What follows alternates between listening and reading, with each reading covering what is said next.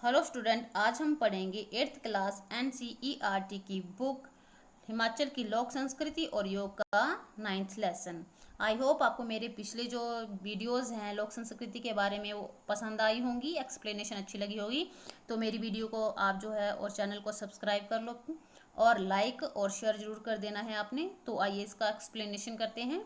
मैं आपको हाईलाइट ही बताऊंगी जो मैंने किए हुए हैं, क्योंकि वो मेन पार्ट होते हैं लेसन के। बाकी जो लेसन के बीच में कंटेंट होता है वो आपस में बातचीत का होता है, जिसका कि इसमें कोई फ़ायदा नहीं होता है। आपके पास बुक है तो आप पढ़ सकते हैं।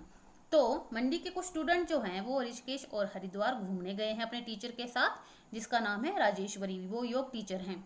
वो वहाँ पहुँचते हैं, फिर स्नान वगैरह करते हैं, इधर उधर घूमते हैं और आपस में बात भी कर रहे होते हैं कि गंगा को हिंदुओं की पवित्र नदी भी कहा जाता है।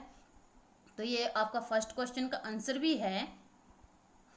फिर घूमते घूमते उन्हें साधु भी दिखाई देते हैं। गंगा के तट पर आप कभी जाएंगे अगर हरिद्वार, तो वहाँ पे आप देखेंगे कि गंगा के किनारे बहुत सारे साधु जो होते हैं वो मेडिटेशन में बैठे होते हैं। वो अंतर ध्यान होके अपने आराध्य की पूजा कर रहे होते हैं। तो उनमें से एक साधु जो है वो स्टूडेंट को पूछता है कि बेटा आप कहाँ से आए हैं। तो जो स्टूडेंट है वो बोलता है कि हम हिमाचल प्रदेश की छोटी काशी से आए हैं। तो हिमाचल की छोटी काशी किसे कहा जाता है? मंडी को कहा जाता है। ये आपने याद रखना है। क्यों? क्योंकि वाराणसी काशी में जितने मंदिर हैं उसी हिसाब से हमारी मंडी में भी बहुत सारे मंदिर हैं, इसलिए हिमाचल प्रदेश की मंडी को छोटी काशी कहा जाता है। फिर जो साधु होते हैं वो स्टूडेंट से क्वेश्चन करते हैं कि योग के बारे में आप क्या जानते हो, अष्टांग योग क्या होते हैं। तो स्टूडेंट मना कर देता कि नहीं पता है गुरुजी। तो साधु बताते हैं कि योग का प्रमुख ग्रंथ जो है हमारा वो पतंजलि योग है। ये जीके का क्वेश्चन भी है। और उसके अकॉर्डिंग जो हमारे योग के 8 अंग हैं, 8 कौन कौन से हैं? यम, नियम, आसन, प्राणायाम, प्रत्याहार, धारणा, ध्यान व समाधि।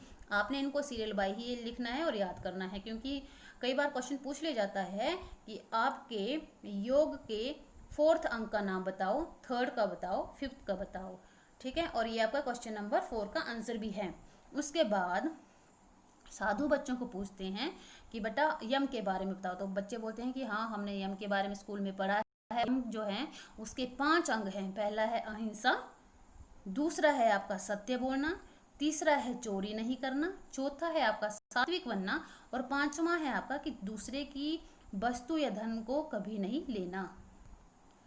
इस आंसर से साधु बहुत खुश होते हैं और एक और क्वेश्चन पूछते हैं कि नियम के बारे में मुझे बताओ। तो स्टूडेंट है वो बोलती है कि स्वामी जी, नियम के जो हैं वो 5 घटक हैं।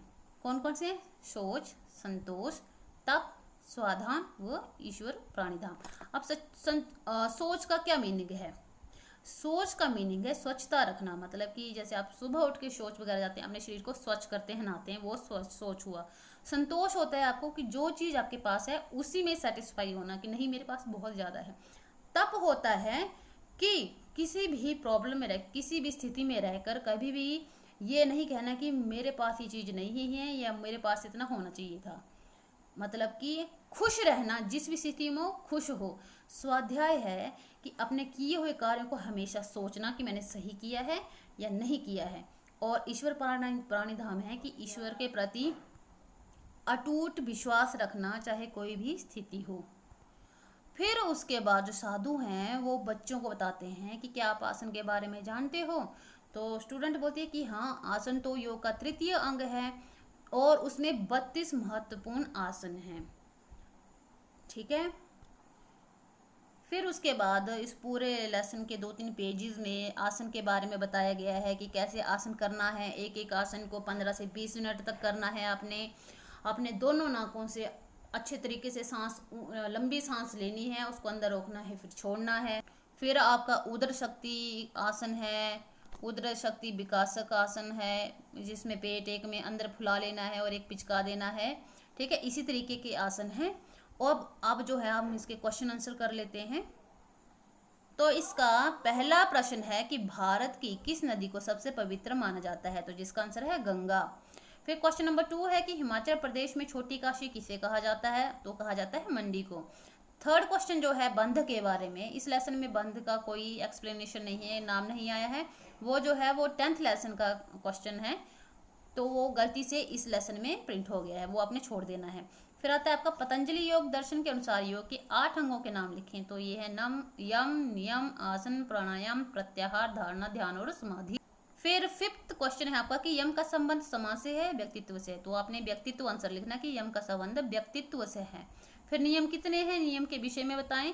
तो नियम 5 होते हैं, कौन कौन से? शौच, संतोष, तप, स्वाधान व ईश्वर प्राणिधाम।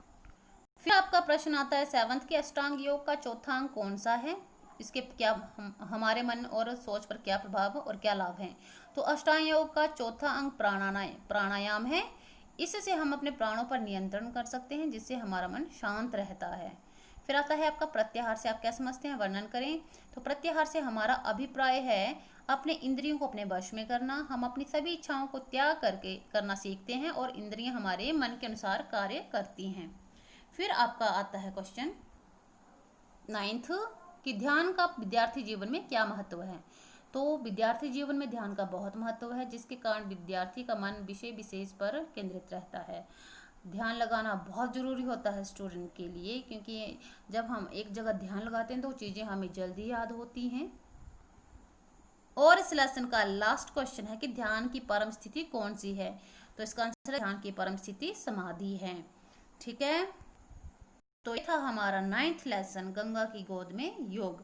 आपको इतना पता होना चाहिए कि योग की शुरुआत जो है वो हमारे भारत से ही शुरू हुई है।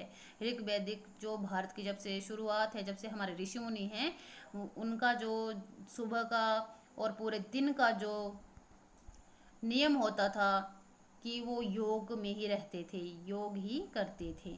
तो आई होप आपको वीडियो पसंद आई होगी, तो प्लीज़ सब्सक्राइब कर लेना ज़रूर। Thank you, thanks for watching.